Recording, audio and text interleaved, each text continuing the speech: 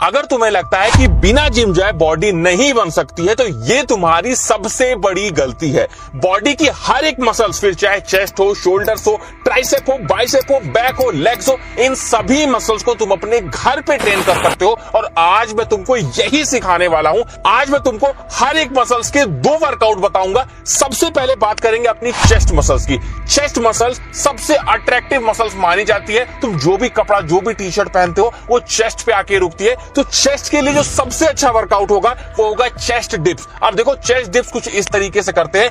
2 कुर्सियों के बीच में, 2 बेंच के बीच में, कोई भी स्टेबल चीज के बीच में अपने हाथों को इस तरीके से रखे और इस तरीके से डिप्स को लगाया जाता है। ये तुम्हारी लोअर चेस्ट को ट्रेन करने के लिए one of the best exercise है। इसके बाद नेक्स्ट हम करेंगे वाइड ग्रिप पुशअप। इस तरीके से परफॉर्म करते हैं, सभी को पता है कैसे परफॉर्म किया जाता है। इसमें आप लोग ध्यान रखना, हाथों को थोड़ा दूर रखना, तो तुम्हारा जो ओवरऑल चेस्ट मसल्स है वो काफी तेजी से ग्रो होगा। नेक्स्ट अपने बॉडी पार्ट की बात करेंगे जो कि होगा शोल्डर मसल्स। एक बात को हमेशा ध्यान रखना, चौड़े कंधे हमेशा तुम्हें अट्रैक्टिव बनाते हैं और तुम्हारे बॉडी को मस्कुलर दिखाते हैं। सबसे अच्छा जो वर्कआउट होगा वो होगा पाइक पुशअप। इस तरीके से परफॉर्म किया जाता है। पाइक पुशअप तुम्हारे ओवरऑल शोल्डर को ट्रेन करेगा और तुम्हारे शोल्डर को एक 3D लुक देगा। नेक्स्ट इसी में वर्कआउट करेंगे शोल्डर का, जो कि है लैटरल रेजेस। लैटरल रेजेस इस तरीके से किया जाता है, घर में कोई भी वेट हो आपके पास तो उसका इस्तेमाल कर सकते हो, पानी की बोतल का इस्तेमाल कर सकते हो, ईंट का इस्तेमाल कर सकते हो। ध्यान ये रखा करो कि बस तुमको अपनी मसल्स पे प्रेशर डालना है, चाहे वो किसी भी तरह से तुम प्रेशर डालो, चाहे डंबल का इस्तेमाल कर लो या फिर बोतल का इस्तेमाल कर लो।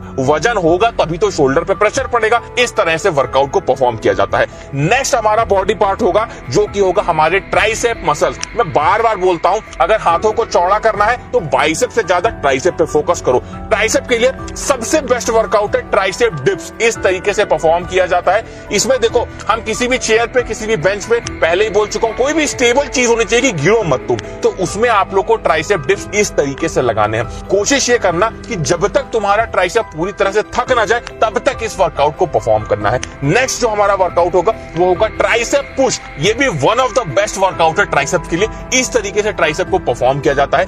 ये जो वर्कआउट है ये तुम्हारे ट्राइसेप के लॉन्ग हेड और शॉर्ट हेड दोनों को ही ट्रेन करता है। तो ये बहुत अच्छी बात हो गई कि तुम एक वर्कआउट से अपने दोनों हेड के ट्राइसेप को ट्रेन कर पा रहे हो। इस तरीके से परफॉर्म करेंगे, जितनी देर कर पाना ये तुम्हारे ऊपर डिपेंड करता है। इसके बाद में नेक्स्ट वर्कआउट है हमारे बाइसेप के लिए, जो हमारा सबसे फेवरेट बॉडी पार्ट है। सभी को बाइसेप ट्रेन करना अच्छा लगता है, लेकिन घर पे रह के बाइसेप की कौन सी एक्सरसाइज करोगे जिससे बाइसेप तगड़ा बनेगा? सबसे आसान, सबसे अच्छी एक्सरसाइज है बाइसेप पुल। इस तरीके से परफॉर्म किया जाता है। इसमें तुम्हारे बाइसेप पे बहुत ज्यादा प्रेशर पड़ता है।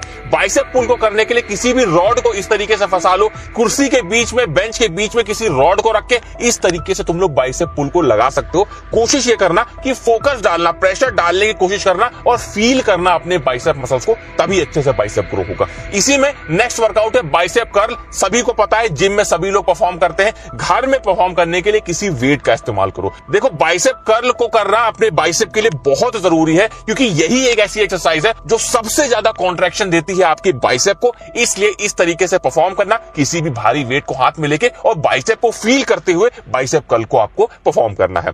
नेक्स्ट बॉडी पार्ट की बात करते हैं जो आपको देखने में चौड़ा दिखाता है। अगर आप चौड़े नहीं दिखोगे तो बॉडी बनाने का कोई फायदा नहीं है। इसके लिए बैक को ट्रेन करना जरूरी है। जितनी चौड़ी बैक होगी उतना शरीर देखने में चौड़ा लगेगा।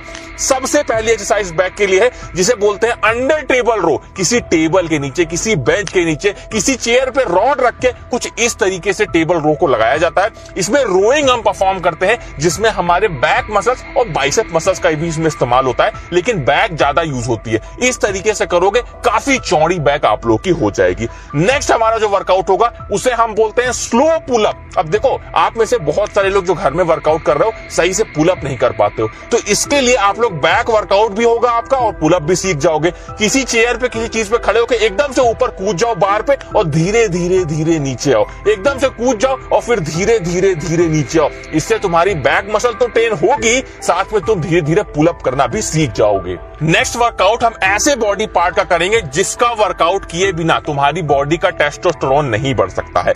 लेकिन उस बॉडी के वर्कआउट से पहले तुम्हारे क्वेश्चन का मैं जवाब दे दूं। तुम लोग बहुत बार मुझसे ये पूछते हो कि हम लोग कौन सी ऐसी चीज यूज करें जिससे हमारी बॉडी का मसल मास बढ़े। अब देखो, प्रोटीन तो सभी लोग इस्तेमाल कर रहे हो, लेकिन उसके अलावा अगर आप लोग क्रिएटिन का इस्तेमाल करते हो तो ये पाया गया है, रिसर्च में ये देखा गया है कि ये आपके मसल मास को 2 गुना रफ्तार से बढ़ाना शुरू कर देता है। मैं तुमको कुछ क्रिएटिन्स के बारे में बता देता हूं। सबसे पहला जो क्रिएटिन है वो है मसल ब्लेज का। मसल ब्लेज काफी जानी मानी कंपनी है इंडिया में, और इसका जो क्रिएटिन है ये अच्छा है, लेकिन इसमें बस एक प्रॉब्लम है कि ये जब आप यूज करोगे तो आपको अपने गले में हल्का सा बर्निंग सेंसेशन फील होगा।